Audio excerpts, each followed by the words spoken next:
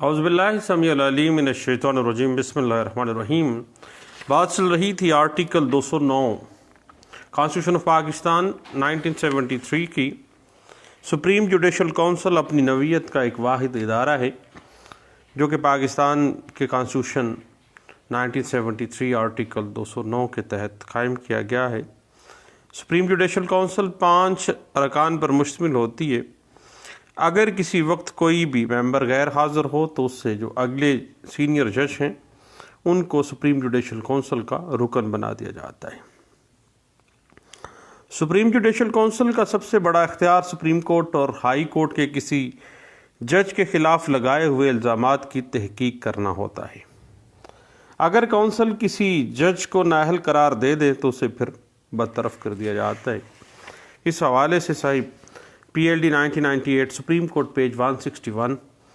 PLD 2007 supreme court page 179, PLD 2007 supreme court page 578, PLD 2010 supreme court page 61, PLD 2001 supreme court page 607, PLD 1997 supreme court page 342,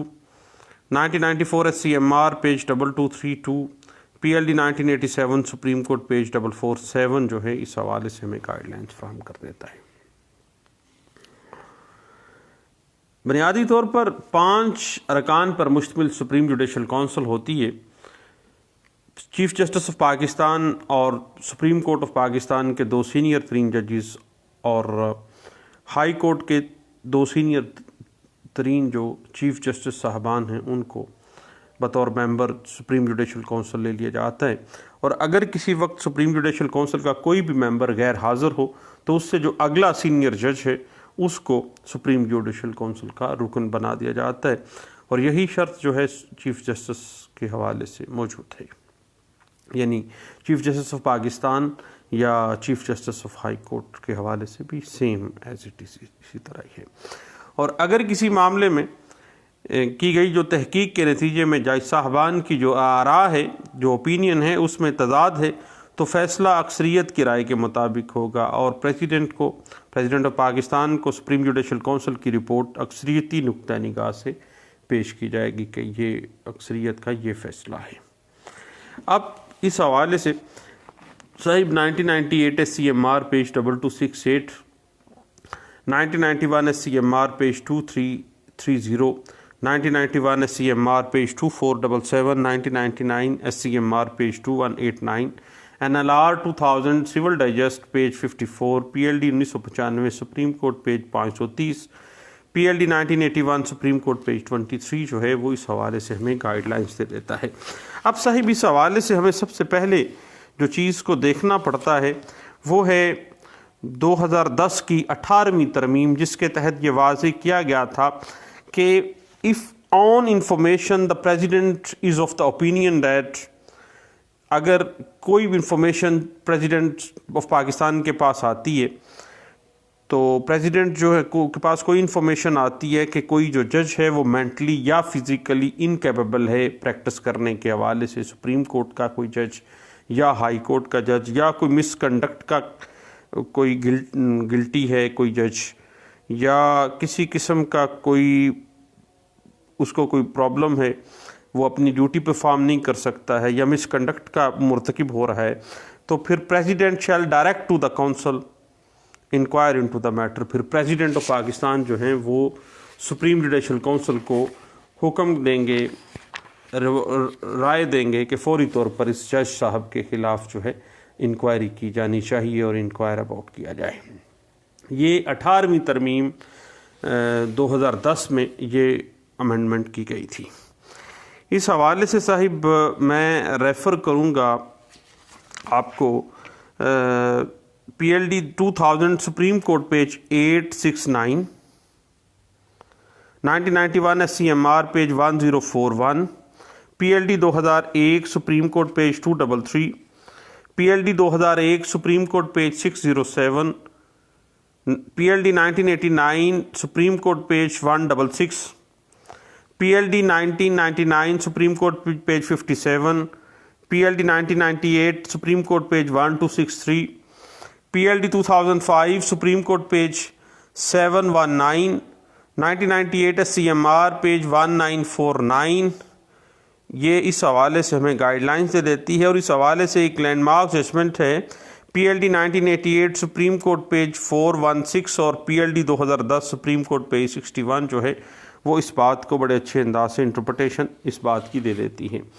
अब हम अगर देखना चाहें कि supreme Judicial council जो हैं उनका जो पार क्या है, तो इस हवाले से सबसे पहली बात तो ये है कि जजेस के लिए ज़ाब्ता इहलाक की तैयारी है कि supreme Judicial council supreme court और हाई कोर्ट के जज साहबान के लिए कोड ऑफ कंडक्ट जो है जजेस के लिए तैयार करती है। फिर supreme Judicial council supreme court और हाई कोर्ट के जजेस के ख़िलाफ़ अगर कोई इल्ज़ामात लगाए जाते हैं या प्रेसिडेंट ऑफ पाकिस्तान की तरफ से कोई आर्डर आता है कि ये जो जज हैं इनके बारे में इंफॉर्मेशन मिली है कि ये अपनी ड्यूटी को फिज़िकली या मेंटली अदा नहीं कर सकते हैं या ये मिसकंडक्ट के मुर्तकिब हुए हैं, तो फिर इन्वेस्टिगेशन उन जज साहबान के ख़िलाफ़ जो है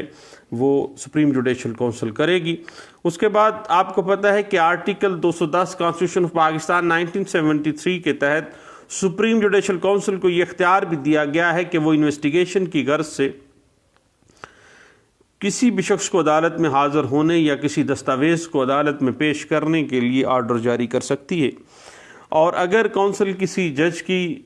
नाअहलियत को दुरुस्त करार दे देती है या उसका वो मिसकंडक्ट का मुर्तकिब पाया जाता है या फिज़िकली या मेंटली इनकेपेबल पाया जाता है, तो फिर उसको बरतरफी की तरफ वो चला जाएगा और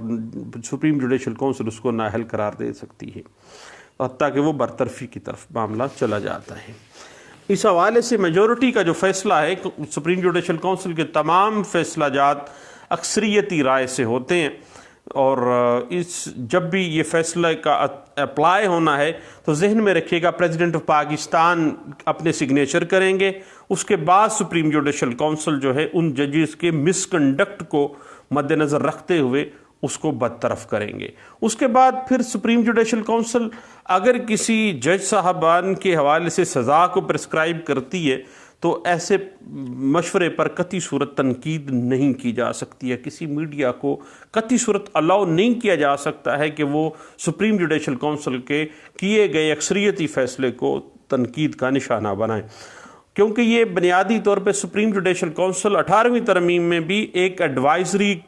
पावर्स रखती है प्रेसिडेंट ऑफ पाकिस्तान के लिए। उसके बाद part two the basic decisions के हवाले से supreme Judicial council supreme court और हाई कोर्ट के जजेस के मसाइल, जजेस के हवाले से जो कोड ऑफ कंडक्ट, उनके रूल एंड रेगुलेशंस और मुलाजमत की शराइत जो है 175A में इंशाल्लाह हमने पहले भी इसको डिस्कस किया है और हम मज़ीद इस पर डिस्कस करेंगे। ये बुनियादी फ़ैसले करने का जो इख्तियार है सुप्रीम जुडिशल काउंसिल को है और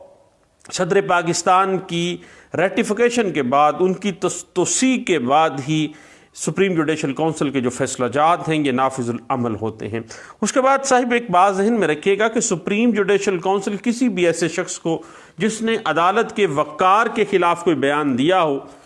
किसी किस्म का भी, या किसी जज साहब के हवाले से, या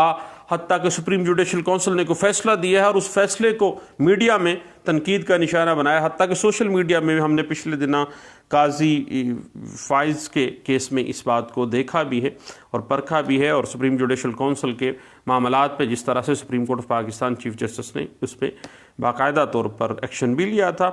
और इस हवाले से bar to the jurisdiction of the Supreme Judicial Council को अगर हम देखना चाहें तो सबसे बड़ी खासियत और इनफरादियत इस अदारे की ये है कि सुप्रीम जुडिशल काउंसिल की रिपोर्ट, ऐसी रिपोर्ट पर की जाने वाली कार्रवाइयों के खिलाफ किसी भी अदालत को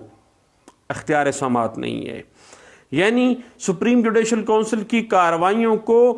किसी भी अदालत में बतौर अपील चैलेंज नहीं किया जा सकता, यानी इससे ऊपर जाके बार टू जुरिस्डिक्शन आ जाएगी और इम्तना इख्तियार समाअत है। कोई कोर्ट भी, हत्ता कि सुप्रीम कोर्ट पाकिस्तान का फुल बेंच भी इसके किए गए फैसले के खिलाफ अपील नहीं सुन सकता है। उसके बाद फिर हम फाइनली जो डिस्कस करने जा रहे हैं वो 18वीं तरमीम के बाद प्रेसिडेंट ऑफ पाकिस्तान की तरफ से सुप्रीम जुडिशल काउंसिल को रेफ़र किया जाने वाला मामला है कि फ़लाँ जज जो है वो मेंटली या फिज़िकली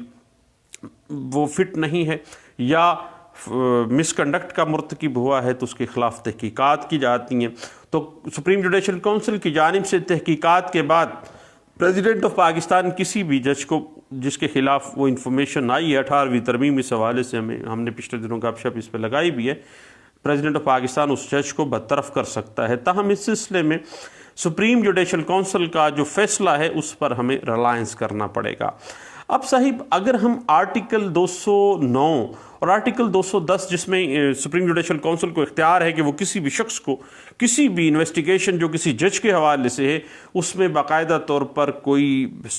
बयान लेने के लिए या कोई डॉक्यूमेंट्री एविडेंस है तो वो पेश करने के लिए मजबूर कर सकती है, उसको बुला सकती है। अब इस हवाले से हम कॉन्स्टिट्यूशन ऑफ पाकिस्तान का अगर हम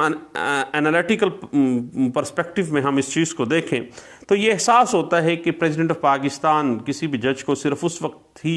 अपने सुप्रीम जुडिशल काउंसिल के हवाले से आफ्टर इन्वेस्टिगेशन अपने ओहदे से हटा सकता है जब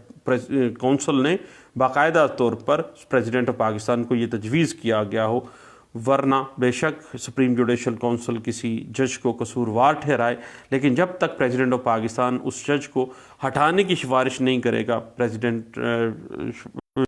जब तक सुप्रीम जुडिशल काउंसिल बाकायदा तौर पर सिफारिश नहीं करेगी उस वक़्त तक प्रेसिडेंट ऑफ पाकिस्तान जो है वो बाकायदा तौर पर इस पर एक्शन नहीं लेते हैं। अलबत्ता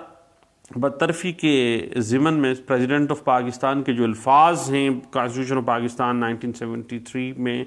आर्टिकल 209 में मे का लफ्ज़ इस्तेमाल किया गया है, वो इस बात की गमाज़ी करता है कि president of Pakistan supreme Judicial council की सिफारिश का पाबंद नहीं है। 9th amendment constitution of Pakistan 1973 जो है वो इस हवाले से हमें कुछ गाइडलाइंस भी दे देती है। तो साहिब इस हवाले से अगर आप ये देखें कि सुप्रीम जुडिशल काउंसिल की सिफारिश के बावजूद प्रेसिडेंट ऑफ पाकिस्तान चाहे तो जज को ओहदे से बरतरफ कर सकता है, अगर ना चाहे तो उसे फिर मजबूर भी नहीं किया जा सकता है, लेकिन अमली तौर पर सुप्रीम जुडिशल काउंसिल को ओहदे से इस हवाले से फ़ैसले पर अमल करना नागज़ीर है प्रेसिडेंट ऑफ पाकिस्तान के लिए। लेकिन आर्टिकल 209 में जो मे का लफ्ज़ इस्तेमाल किया गया है वो प्रेसिडेंट ऑफ पाकिस्तान को कुछ हद तक लीनियंसी भी दे देता है। और जज के ख़िलाफ़ तहकीकात की नवीयत हमेशा पेशावराना होती है कि क्या वो बंदा मेंटली मिसफिट है या मिसकंडक्ट का कोई उसका मामला है, और इसमें सिर्फ जज के किरदार का जायज़ा लिया जाता है कि वो जज रहने के काबिल भी है या नहीं है। और इस तमाम कार्रवाई जो सुप्रीम जुडिशल काउंसिल में की जाती है उसका महज मकसद जो है वो अदलिया के दामन को बेदाग और उसके वक़ार को बुलंद रखना होता है। और आपको पता है कि सुप्रीम जुडिशल काउंसिल के जो 5 अरकान होते हैं नहायत तजर्बाकार होते हैं, नहायत गौर व गौस से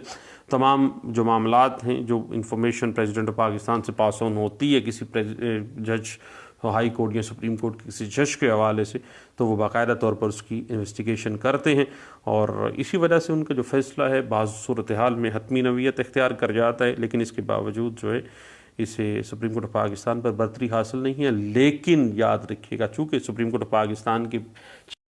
जो upper most supreme Judicial council के जो लोग मौजूद हैं उनके साथ भी ये सारे मामलात को देखने पड़ता है, और सुप्रीम जुडिशल काउंसिल के किसी भी फैसले के ख़िलाफ़ कोई भी कोर्ट जो है वो जुरिस्डिक्शन नहीं रखती है। इस हवाले से 2000 CMR पेज 1137 और PLD 2000 सुप्रीम कोर्ट पेज 869 और PLD 2010 सुप्रीम कोर्ट पेज 483 और इसी हवाले से 2000 SCJ page 146, PLJ 2000 supreme court page 653। और इसी बात को अगर आप मज़ीद देखना चाहें तो साहिब मैं रेफ़र करूँगा PLD 2000 सुप्रीम कोर्ट पेज 179 जो है वो इस हवाले से हमें कुछ गाइडलाइंस दे देता है। दुआओं में याद रखिएगा, दोबारा मिलते हैं। थैंक यू, अल्लाह हाफिज़।